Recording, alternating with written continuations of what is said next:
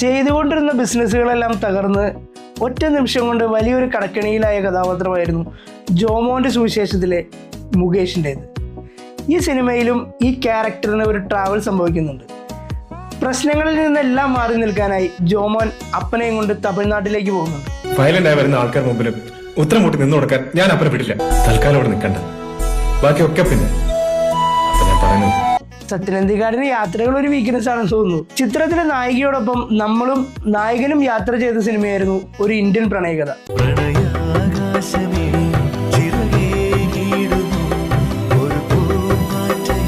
ഈ ചിത്രത്തിലെ നായികയായ അമല പോൾ ചെയ്ത കഥാപാത്രം തൻ്റെ അമ്മയെ അന്വേഷിച്ചാണ് നാട്ടിലേക്ക് വരുന്നത്.